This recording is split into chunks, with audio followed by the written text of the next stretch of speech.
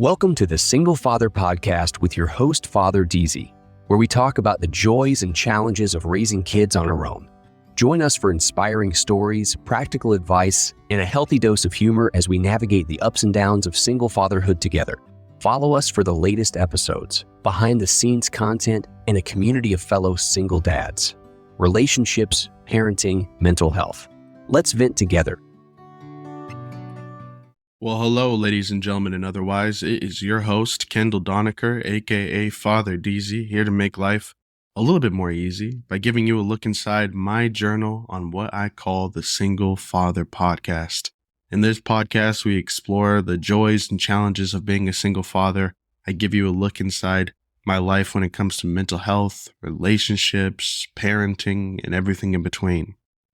I hope you can join me for a healthy dose of humor as we discuss what makes things for us stronger, harder, and potentially even more challenging. But I'm glad I got you guys here together with me so we can have a nice venting session together. Thank you for allowing me to vent with you. Again, I am Father DZ here. Guys, you'll have to excuse me, I'm a little under the weather. So this episode is going to be a little bit of a Q&A from a lot of the fans and the dedicated listeners that I have out there. I'm just going to be answering some questions and taking some comments and things like that. And I hope that makes a good episode for you guys. I didn't have a lot to talk about this week. I've been really so sick, and I hope it doesn't show on the podcast. But I'm just so under the weather. It started out as strep throat, and then it kind of got into a territory of just full on, I'm sick. So, yeah. So with that being said, we can just jump right into it. But first and foremost, once again, thank you guys for listening to the Single Father Podcast. Without you guys listening, I wouldn't be here talking to myself. So it's nice to have fans out there that support me. In the next coming episodes, I'm going to be taking on some deeper topics, hopefully having some amazing guests on the show.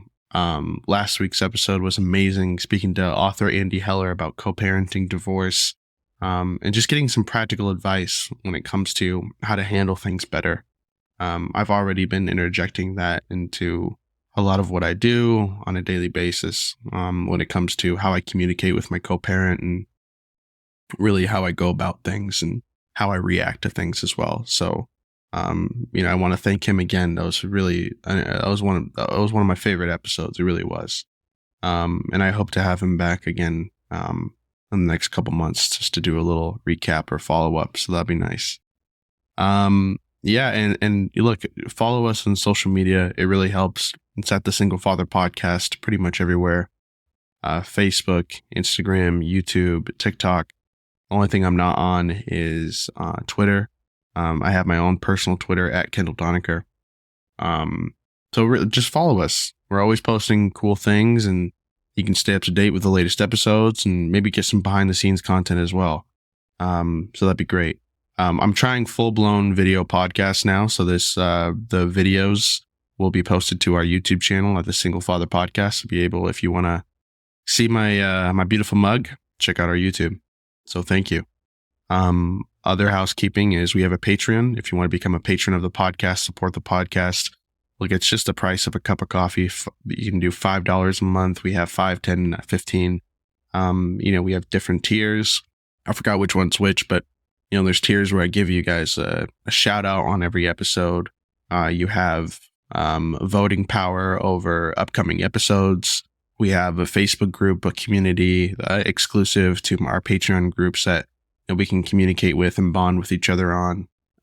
So yeah, check out our Patreon. It's just patreon.com/thesinglefatherpodcast and support the show. It really helps because I think that will be the key into really taking the podcast to the next level and just doing more amazing things. And again, I'm sorry for my voice. I'm sorry for not having a full-on, a venting session when it comes to an episode. My daughter got me sick, and then I had strep, and it's just it's a mess. But yeah, Anyways, I'm trying new things on the podcast. Let me know what you think. By the way, if you want to be a guest on the podcast, all you have to do is email me at hello@ventpack.org. And then the subject line, you can just write venting session or guest spot, and write to me a little bit about who you are and why you want to be on the show, what you want to discuss, and we can make it happen. Yeah. Or if you have any suggestions on who should be on the show, email them to me as well. I'm always open to having real conversations with people and having different experiences and things like that. I think it's nice to get a taste of other people's lives, you know? All right. So with that being said, I am going to read some questions. By the way, how do you get a question to me on the podcast? Usually on the podcast, what we do is at the end of every episode, I like to do a section of the podcast called Mailbag. I don't do it on every episode, but when I can, and when it's not running overtime, I'll do a mailbag session. And what is mailbag? It's basically you email me at hello@ventpack.org. That's VentPack.org. And basically in the subject line, just type mailbag and write to me a question. All questions are going to be anonymous. Write to me a question and I'll have it answered on the show. It's nice.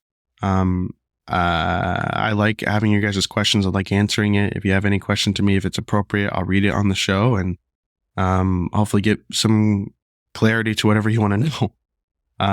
So with that being said, I'm gonna spend the whole episode really just doing mailbag, and it's gonna be a shorter episode than usual. Like I said, I'm really sick, but when I feel better, we'll get back into the swing of things. But without further ado, let's take it from Anonymous. Anonymous asked, last week's episode was interesting. How did you apply that to your co-parenting situation now? Is anything better? That's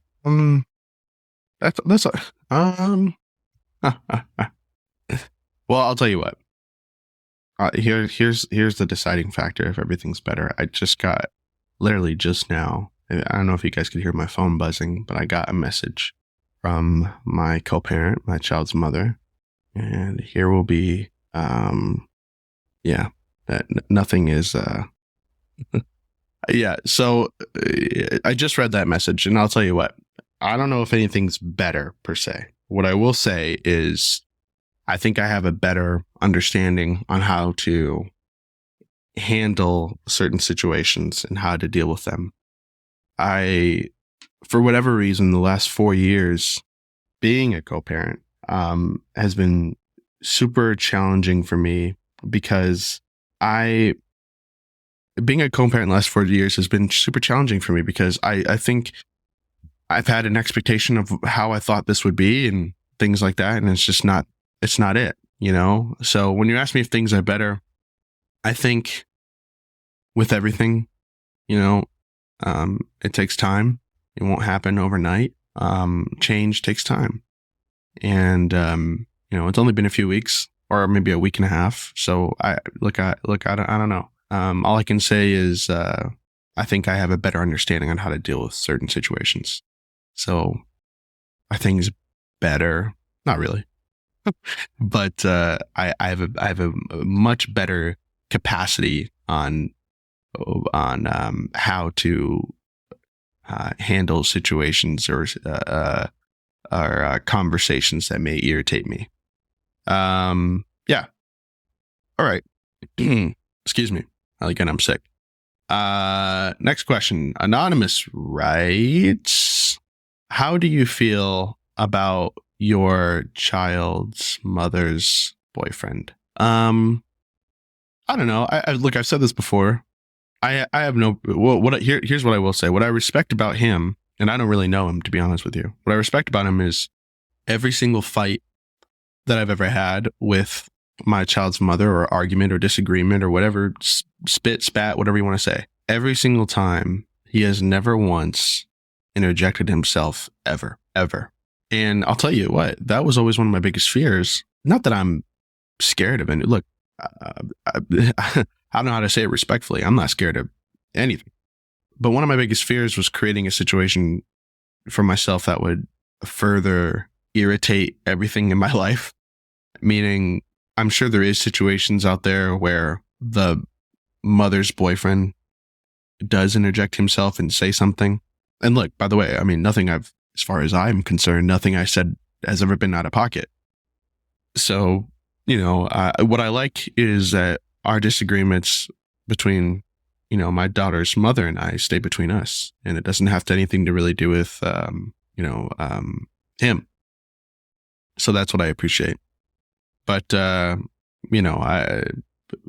him as a person, I've said this before.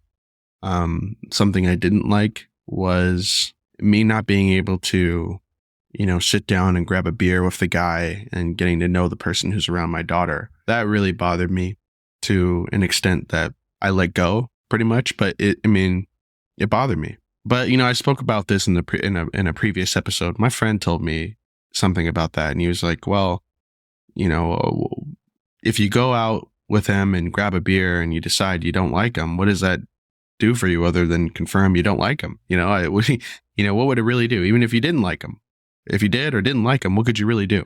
So, I think it's all about having, control over the things I can control and accepting the things that I can't control.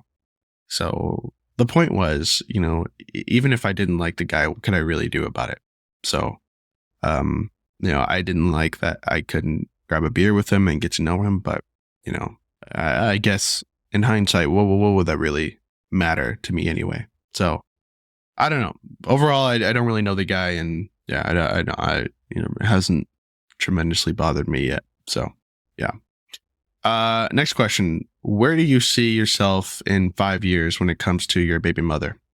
I don't know what that means. I think that question could be interpreted many different ways. If you're talking relationship wise, nada.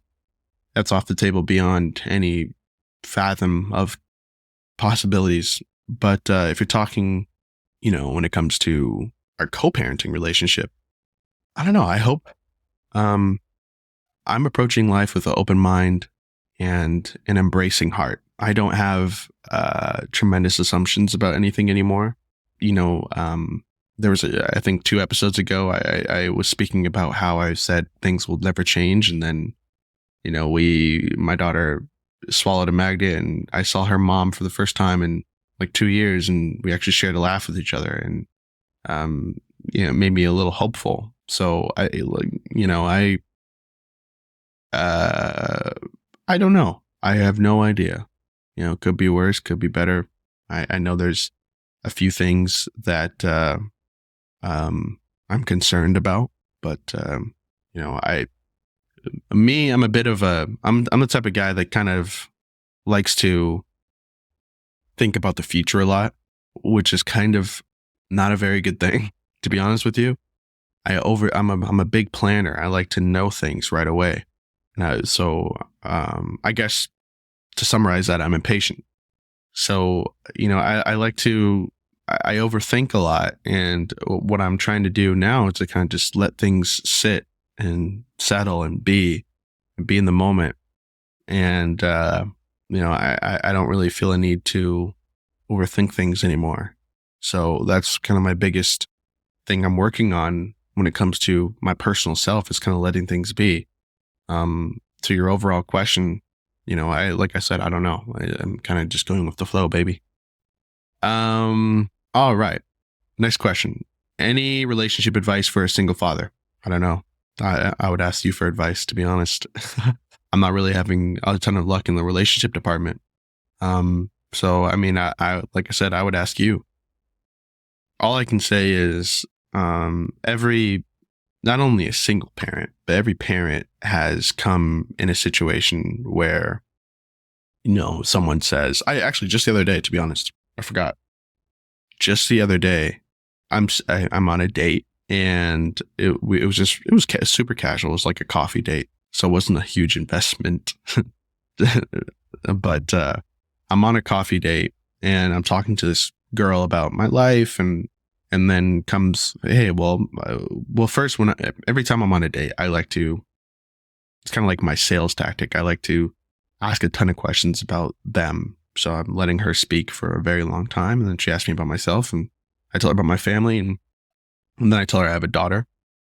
And then I could see visually in her face, she was taken back by it. And then later in the conversation, she was like, yeah, I was a little thrown back by you having a daughter, and I'm not ready to be a mother. And which is always kind of a peculiar thing to say to me, because it's like, what are you talking about? I never even said that you would ever meet her. Who said anything about you being a mother? And it used to be, it used to bother me a lot, because, it's like, how I'm not, what difference is there besides me having a child? But what other, I'm still the same person. Like I'm still young. I still like to go out. I like concerts. I like music. I like food. I'm like, everything that you want to do, I can do. Right. And I have my daughter 1 week on, 1 week off. And even if I had her full time, seriously, I mean, how am I that different? Yeah, I'm mature. I'm a whole ass dad, but I don't get. It's like, oh well, you just want to get married, and I don't know, because I don't know what the thought process is. I'm not ready to be a mother. I get that. I'm not ready to be. I don't know. It really bugs me sometimes, because I'm like, there's nothing I asked of you. I am just simply, I don't know. I'm the same person. So that statement kind of bugs me, or it did. But now, when she told me that, I was kind of like relieved, because nowadays when someone tells me I'm not with a kid or whatever, I kind of thank them, because I'm like, okay, well, you're not the one for me. And it's like the mantra of every single parent, not even a father, of every parent out there. The mantra is, my person will be more than accepting of me having my bonus package, my partner in crime, my daughter, my child. She's a bonus, not baggage. So, with every single parent, that definitely comes up, but it really doesn't bother me anymore. Because it's like, you did me a favor. Now I know that you're not the one, and I can spend my time somewhere else. And truthfully, if someone tells you that, do you really even want to pursue them further when it comes to thinking about your future? Someone who doesn't really like kids or want kids, do you want them around your kid? I don't really know that to be the best thing. I don't know. I'll tell you, I dated this one girl, not dated, but I guess I was talking pretty. I don't know. I was talking to this one girl, and she had a kid, and I tried to get with it, but I truthfully despised her child. I really did. And I know that's awful to say, but I hated her kid. I hated him. And he was just a bad kid. I mean, some of you are like, why? But I'm sure. But yeah, he was just a bad kid. And I felt like, well, that's rude to say. I don't know if I don't want to say he was a bad kid. I mean, every kid is just lovely, but I think a lot of you out there know what I mean. I wasn't vibing with her kid. And ultimately, maybe it had something to do with me. I don't think here's why you should never be offended if someone tells you that, even because listen, they did you a favor. And even if you don't get it, even if it does kind of offend you, you can't act like it, because internally, I think some of us can get it, right? I don't know if I can be a step parent to somebody else's kid. I don't know if that's me, right? And the people who think that, you have to accept that, like that's valid. Me personally, I don't know if I could be a step parent to someone else's kid. I tried it. I wasn't vibing with the kid. And this sounds horrible too, but but then you start to think about your own parenting style, and I'm like, everything that she did as a parent, I would have done the opposite. And it just wasn't a vibe, and I kind of just I let it go. So yeah, I don't know.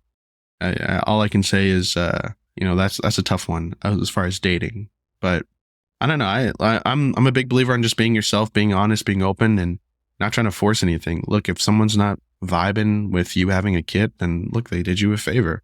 There's no need to act rude to that person, but in all seriousness, you can be like, okay, thank you, next. Ariana Grande voice. Next question. How often do you make time for yourself when having a kid? All the time. Even when she's here, I take constant naps, or I try to.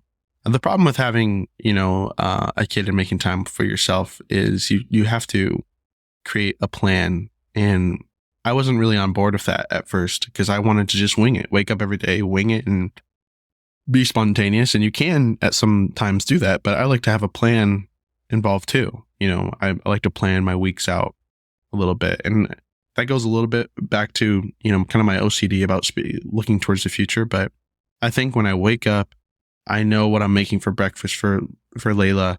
I know what's for dinner. I know what our plan is for today. I have a scheduled time for us to have father-daughter time. There's a time for her to nap. There's a time for her playtime. There's a time for me to nap. There's a time for me to play games. There's a time for us at nighttime to watch a movie together, for her to wind down. There's a routine that we follow. And I think part of making time for yourself is by having that routine. So, like I said, I make time for myself all the time, but, I have a routine. All right, next question. Have you ever tried to manage a date while having your daughter? Yeah, I have. I just use anything that's available to me. My family sometimes is available. Sometimes, if I'm going on like a quick coffee date, my gym actually has like a little daycare thing. I can drop Layla off for like 2 hours and go on like a little coffee date, maybe at the gym or something. And I don't know, you know what I mean? Yeah, it's bound to happen. So yes, that has happened. Sorry guys, I need to take a sip of tea. I am very, very sick. Hold on. All right. Next question. What is your favorite movie to put on when you're having a date? I don't know. That's a silly question. Really, I don't know. I like to ask what they want to watch, and they'll ultimately say, I don't know. And then I pick something, and then, I don't know. But to be honest with you, when it goes back to dating advice, I don't think watching a movie at your house is a very good first date, because, me, and I've changed on that attitude, because me, like when I was younger, like I said, my dad really, no disrespect, but for those of you who have been listening to my podcast a while, my parents didn't really show me very chivalrous visuals when it came to their relationship. And I don't think my dad really taught me how to be a gentleman. So, what I learned from love and things like that in dating was the movies. And I got frustrated because every single movie is just the guy inviting a girl over to his house. He cooks, he has like an apron on or something, and they have wine, and they just have a dinner on the kitchen counter, a bar, a table, and it's a beautiful rom-com there, right? And that's what I've learned from every single movie. Literally, think about it. It happens in every single movie pretty much, where it's just like a first date is, I'll cook for you. And I've always thought that that's it, right? And so I've always went for that. But of course, girls think, if you're trying to get me over your house, you just want to fuck, or they're worried about safety, or, and I get it. But I got so frustrated, because I'm like, this is what I'm supposed to do. I'm like, what am I, so I've moved away from, first dates at the house. And if you really want a first date, to be nice, pick somewhere. If you have the bread, do like something kind of quirky or interesting. I'd say maybe like an escape room, or maybe a sushi date or something like that. Or, if you're strapped for cash, or you want to make it a little bit more casual, you're not sure if you really are interested in the person, maybe a coffee date. That's always like a really easy and clean break too. Like that, like I said, the girl I was meeting with the other day that told me she's not really for kids. It was such a clean break. It was like, oh, we just had coffee. Oh well, I got a coffee and I'm just going to go about my day, you know? So it was, yeah, I like those. But as far as movies go, I don't know, man. That's a silly question. Next question. Oh wow, this is relevant. How do you feel about sex on the first date? Yeah, I mean, I'd say no. I think I don't know if I can, I don't know, this is weird. I don't know if I can speak for every guy out there, but there's something, or even maybe girls too.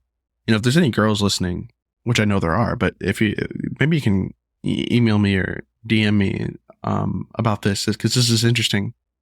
Do girls have it where you sleep with someone and then you kind of just suddenly are not interested with them if it's the first time? Because it's weird if you sleep with someone the first date. I don't know if that really, because there's no surprise anymore, you know? It's like, I don't know if I'm interested in you because I've already got all of you in one sitting, you know? So yeah, I mean, I think there needs to be more of a surprise if you're really interested in someone. Maybe 1 or 2 dates first. Or if you guys are both mature, I don't know. I mean, there's nothing you couldn't do now that you can't do 3 months from now. So, maybe except anal. I don't know. That's a little big one for the first date. But, yeah, I don't know. I think, that's an interesting, discussion that I don't know if I'm fully qualified to answer, but, I don't know. Very interesting. How would you feel if your daughter ever got into OnlyFans? I'm not answering that question. Next question. I think that's a disrespectful question, to be honest with you. I understand. Anyways, how would you feel? How would you feel if your kid went into OnlyFans? You know, so why would I want to discuss that? It would never happen. What are you talking about? Anyways, sorry, I didn't mean to be rude, but seriously. Next question. Sorry, I'm looking here. By the way, you know, I will answer it. It would never happen. And that's that. But, you know, it's a very tricky conversation that, you know, I don't want to get canceled, or I don't know. It's a very interesting topic.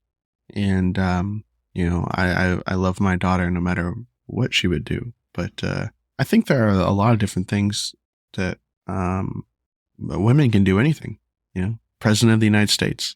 I think we miss that. I don't think anyone really tells their kids that anymore. You know, I remember growing up, the American thing to say was, you could be president of the United States.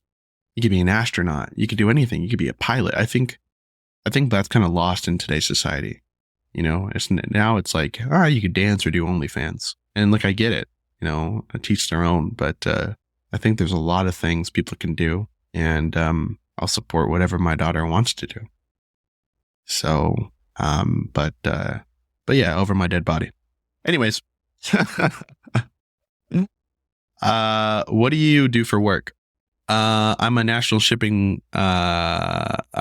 sales director for a shipping and fulfillment center. It's called Rocket Shippers, and I love it. Yeah, I love it. And, my bosses are amazing and very cool. And, yeah. And I see the next question is, well, you know, would I ever want this to be my main job? Yeah. I mean, I'll tell you what, I'm very happy with what with everything right now. But I mean, if I could sit back and have this podcast be my main job, of course I would do that in a heartbeat. But, a little bit ways to go from that as of right now. That'd be great though. I would love that so much. By the way, join our Patreon and maybe I could get there. Yeah, next question. Have you ever dated someone that cheated on you? Of course. Why'd you ask it like that? I think, why didn't you just ask, have you ever been cheated on?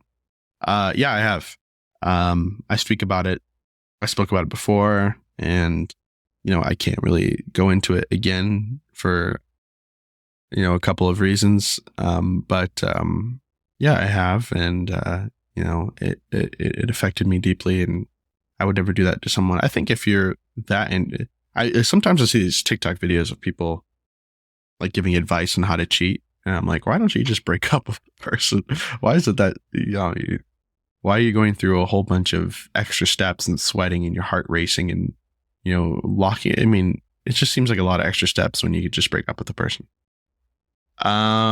Next question. Have you ever been in love? Yes, I have. Or at least, I don't know. I have.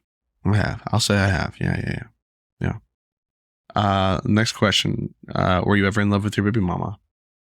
Interesting question. I'll say I don't know. I'll say I don't know. I will say I don't know. Next question. How many kids do you want? I don't know. Probably a couple more.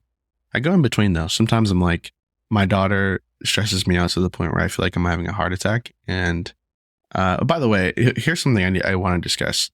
Self-care when you're a single parent is also important. And don't be afraid to tell someone, hey, my child is stressing me out. Look, I see a therapist and I see a psychiatrist and I see a regular doctor. And, I have my entire life struggled with anxiety. I've struggled with depression. I've struggled with a lot of different things that, affect my well-being and my person. And I think one of the things that I try to actively look out for is my own personal, well-being, my own personal, state of mind. And, I think especially lately, my daughter has especially stressed me out in a way that is not only different, but more advanced. When she was younger, and I was just telling my friend this too. It's funny. When your child is first born, it's kind of about, keeping them alive and keeping them and taking care of them and feeding them and doing everything for them. And although that can be somewhat stressful, I think it's less so because it's more beautiful and new and special. And, the worst thing that happens is just them crying, but really babies sleep a lot. As she gets a little older, it's more of making sure she doesn't put things in her mouth and, just getting rid of some tantrums and, but now my 4-year-old has fully formed her little personality, and she has attitudes, and she has not tantrums, but like really bad hissy fits, and she disrespects me, and it's a lot. And I think especially doing it on my own, I felt myself breaking down, crying. I felt myself wanting to explode. So I went to the doctor and I said, "Listen, here's what's happening. My daughter is giving me a heart attack. I'm going to literally pass out and die if I don't get this taken care of. What can I do?" And yeah, I've gotten prescribed, some things that, help me and, chill out. And it's not weed. I know a lot of you are thinking weed, but no, I don't smoke weed. I'm sure that would help me chill out, but kind of hard to, being in the moment and just saying, I'm going to smoke a joint while you just sit there and play your Barbies. So no. But yeah, I went to the doctor and said, "Look, my daughter's killing me. What can I do? What can you do for me?" So don't be afraid to, check up on your mental health, because yeah, you're a single parent. You have a lot going on, and look, it can be tough for anyone. So yeah. By the way, I'll admit this to you guys right now. I'm on antidepressants. I'm taking Cymbalta. It's an antidepressant that helps me and with my anxiety and my mood. And I'd love to get off it one day, and or maybe not. I don't know. All I know is I'm good. All I know is in my worst moment, I felt like I couldn't go on, and in my worst moments now, I still see a sliver of light at the end of the tunnel, and part of that is the motivation I have for my daughter, and part of that is just by going to the doctor and making sure that I'm all good, making sure that I'm a healthy, stable person that, cares about their mental health. So, sometimes, it can be depressive, going through things on your own. So, yeah, don't be afraid to check up on your mental health. And if you know anyone who's a single parent, or just like you, or maybe you're not a single parent, you're just listening just cause, which I appreciate the support. Welcome. But, check up on the people that you care about. Just do a little mental health check. And, sometimes I think the best thing someone told me one time was just like, I hear you. I think I'm like, look, I get you. Someone really listened to me and said, I hear you. And that made me feel so good. But yeah, anyways, I forgot what the original question was. Next question. Where do you live? Vegas, but, that's all you're getting, creeper.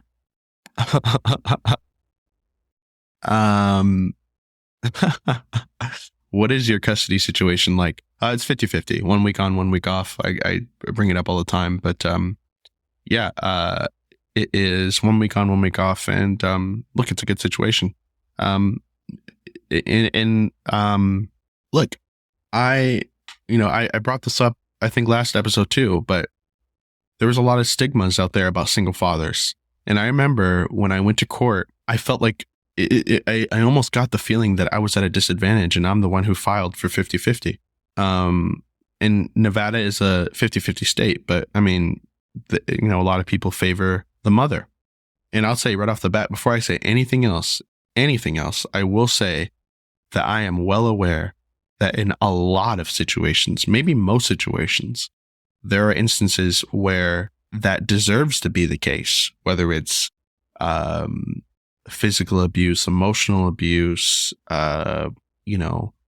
child abuse, sexual assaults, anything of that nature. Or if the person's a shitty person, I understand that, it warrants sometimes one parent to be awarded full custody. But I do think there's a really bad stigma out there about single fathers, especially within the Black community. In the Black community, I mean, look, it's obvious. Everyone has the thought out there that, Black fathers don't stick around and they don't exist. And I think that's a very destigmatized and just old-fashioned, well, first of all, myth, but it's proven to be a myth. It's just a lie, and it's a terrible thing to think about Black people in that fashion. But also there are situations out there where mom or dad just gets mad at the other and use the secrets that they've shared with each other or something of that nature to get awarded 50-50. And I think it is wrong to, it's called parental alienation. I think it is wrong to say that because you're a certain gender that you should be just automatically awarded full custody or looked on in a more favorable manner. Just because I'm a male, I don't think that should make me any less entitled to the child that I brought into this world than the other parent. You know what I mean? And like I said, I know there's certain situations where that needs to be the case, but in just a normal, hey, we break up and I don't like you situation, I just don't agree with that. It's horrible. And, I remember looking at resources for myself when I was awarded 50-50. I'm like, well, how can I get by? And luckily, like I said, her mother wasn't breastfeeding, but, and so I had formula to go off of. But even that, I'm looking, how can I be supported? It's expensive. And I wasn't even aware, I forgot how I found out, but I wasn't even aware that WIC, Women, Infants, and Children, is what it stands for, gives resources to men. And you wouldn't know because it literally says women, infants, and children. So, it doesn't really promote at all that men can get that support.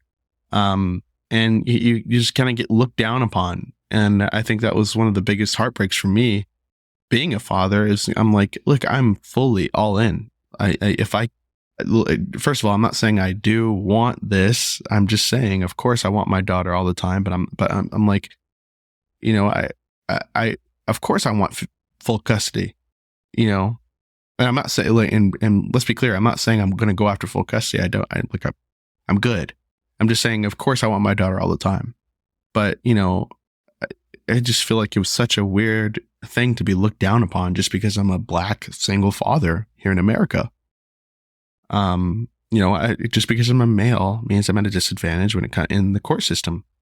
And, that's a fact. And I hate to put it like that, but it is. And that doesn't mean I don't support, I support single mothers, of course. It just means that I just want to, I want a fair shot at raising my daughter just like a single mother would, and minus the things that come with, that extra territory where it deserves to be that case, minus the abuse or physical abuse, whatever those cases be, where the mother deserves to be, I just think, I don't know. I think you guys get what I'm saying. But yeah,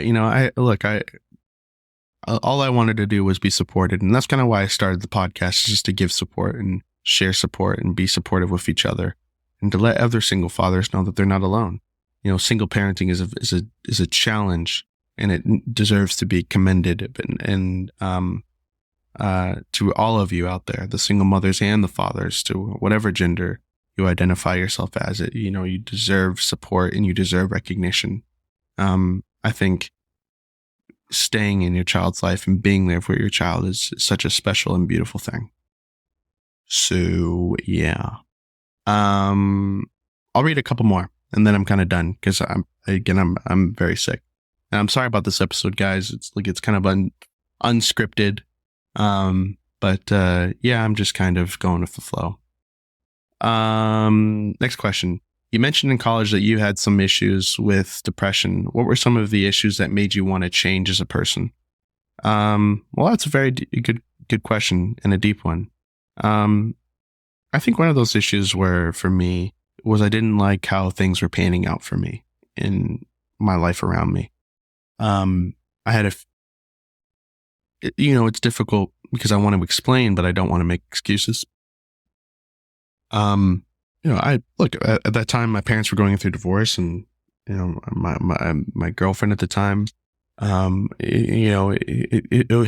was in a bad way, and I was super depressed and angry, and I turned into a really big asshole in college, and I felt like starting fights and chasing girls was a way to, kind of, well, I guess to understand, you kind of have to know my backstory. With my dad, his job required us to move around a lot. So I was born in Michigan. I lived in New York. I think a little bit in California. We went to Arizona, Washington State. I went to middle school in Nebraska. And then I went to high school in Vegas. And I went to several different high schools in Vegas because of my parents' divorce. But I remember when I came to Vegas, I'm this guy in, jean shorts and, a FUBU t-shirt, talking to everyone like, "Hey guys, how's it going?" And, talking quote unquote white per se. And everyone just picked on me. Really, I got bullied a lot in high school because of the way I spoke and dressed and acted. I was really polite, and I was really mild-mannered, and I didn't know what hella meant. I thought sex was a bad word. I tell this story a lot, but it's funny now looking back on it. But I remember I had no idea what do you want to catch a fade? I didn't know what that meant. So I remember, coming from Nebraska to Vegas, I didn't know what catch a fade means. And I asked someone, what does catch a fade mean? And he was like, oh, it means, do you want to hang out? And he's like, go to that guy right over there and say, hey, do you want to catch a fade? And it was this really big football player. And I'm like, okay, well, I want to make friends. So I go up to him and I'm like, hey, man, you want to catch a fade? This guy looks at me and says, what? This episode of the Single Father Podcast was created using Podcastle. Podcastle is truly the simplest software solution for creating your podcast. From studio quality audio and video recording to simple and intuitive editing to AI-powered features like one-click background noise removal and even voice cloning. Podcastle has you covered to make podcast creation a breeze. It really is an amazing all-in-one platform for audio and video content. You can give it a try today at podcastle.ai. All right, guys, before we continue, I just want to let every fellow podcaster tuned in right now on one of the best podcasting tools I've been using. So if you're like me and you've been spending hours on creating content for your show, we're talking show notes, timestamps, episode descriptions, articles, you name it, then Decipher AI is something you're definitely going to want to try. It's a new AI tool that just launched last year, and it's made content creation crazy easy for me. With Decipher AI, all you need to do is upload your episode transcript or audio to generate high quality, engaging content for your podcast within minutes. No more hassle of researching, writing, and editing everything yourself because Decipher AI does all of the heavy lifting for you. Decipher AI creates episode summaries, segment descriptions, and even pulls quotes from your episodes so you can get content creation done in half the time. The best part? Guys, it's completely free, 100% free. Try Decipher AI for free today by signing up at www.decipher.ai. And I'm like, yeah, do you want to catch a fade? He's like, are you serious? I'm like, yeah, man, I don't know. I'm going to McDonald's if you want to catch a fade, man. He's like, I can do it right now. And I'm like, okay, I got time. And then he literally, I just remember smiling at him and seeing the meanest mug face I've ever seen in my life. And then the next second, I'm on the floor. He punches me square in the face. He's like, how about that fade, nigga? You know, just going crazy. And then I remember the people I asked that were laughing behind me. They're like, catch a fade means you want to fight, fool. Blah, blah, blah, blah. And I just got bullied so hard in high school. I really did, you know. And I remember after that, I'm like, okay, I got to fit in.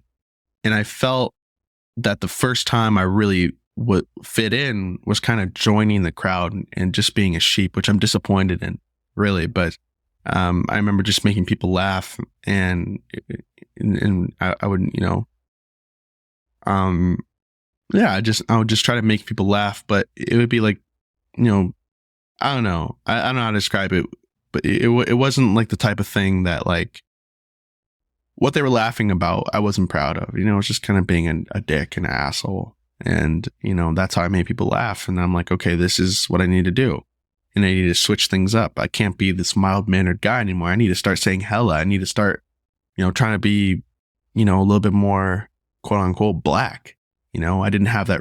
My dad's white, my mom's black, but my siblings are mixed, and even my daughter's mixed, and my child's mother's white. And when I went to family reunions, it was one white side and one black side. You know, I never saw race as an issue for me in my entire life.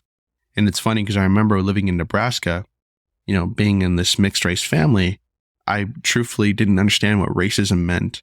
It was only at a later age where I understood that some of the things that were happening to me when I was in middle school was racism. And I always thought it was just someone being rude, you know? And so when I came to Vegas, it was such a different culture shock, and I had to try to adapt. And I think one of the things that I regret during that time is that I didn't really stay true to myself and be myself. Yeah, maybe I saw, you know, girls maybe were attracted to that thug guy, but, you know, I think I was really comfortable just being me, the sweet guy who was romantic and, you know, innocent, and I kind of miss that aspect. And in a lot of ways, I feel like I've gotten that back where I'm, you know, more myself. And I do think, you know, Vegas has, you know, I've consumed some of the culture of Vegas, but, you know, that asshole-ish nature is kind of out of me, but it did stay with me in college. And to answer your question, you know, that's kind of what it was. And it was amplified when I went to college because of a lot of things that were going on with my family. So, you know, again, and I didn't learn what love or how to care for a woman. I didn't know any of those aspects when I went to college. So I remember just looking up college movies and learning from like Van Wilder or American Pie.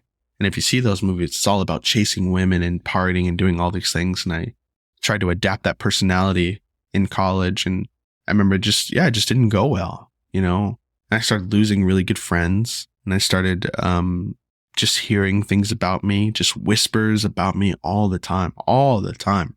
I mean, you wouldn't believe it.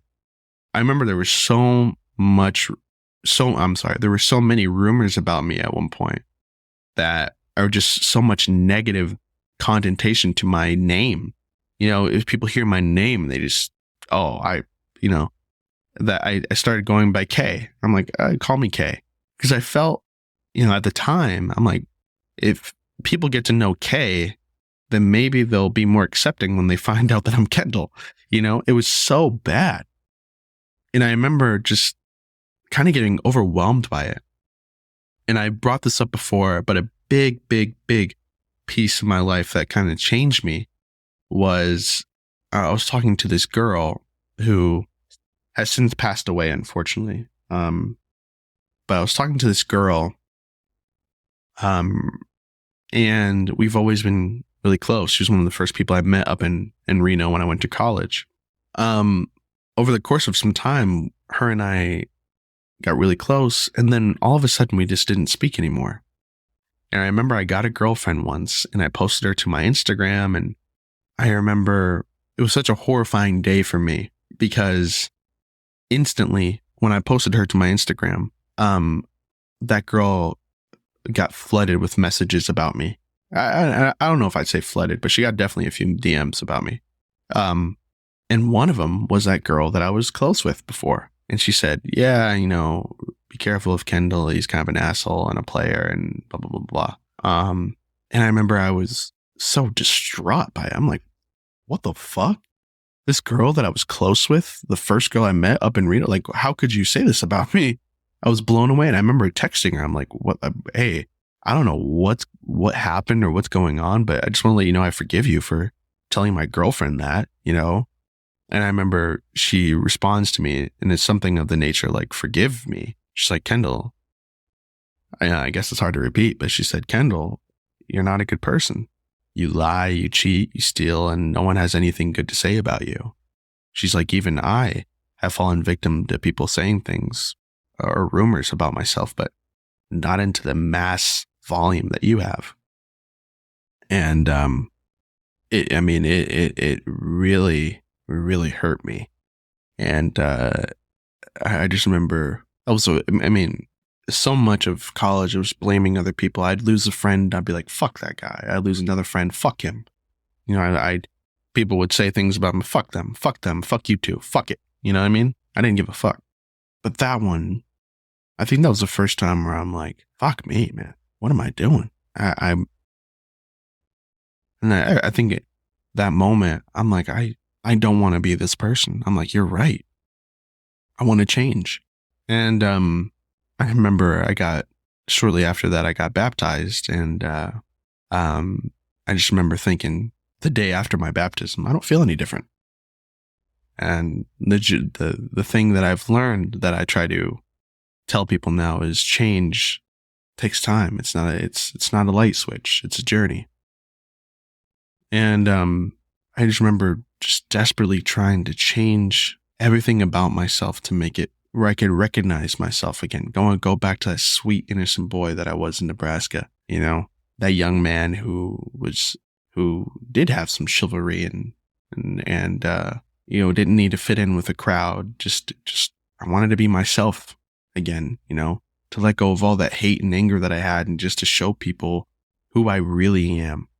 And look, I started, that's another reason I started this podcast, is because I wanted to show people a different side of me. Because and again, it's hard to speak about it because I don't want it to sound like I'm making excuses. I fully accept and am aware of everything, negative that I've done or people that I've hurt or whatever the case may be. And I accept that and I own it, and I am more apologetic than you know. Just from being an asshole to everyone. But, I was hurt, angry boy. Just this boy who was hurt, angry, and scared. And, I'm like, I'm not that boy anymore. I'm full of love and I'm caring and I'm open. And I remember when I had my daughter, I think that really did it for me, especially being a girl.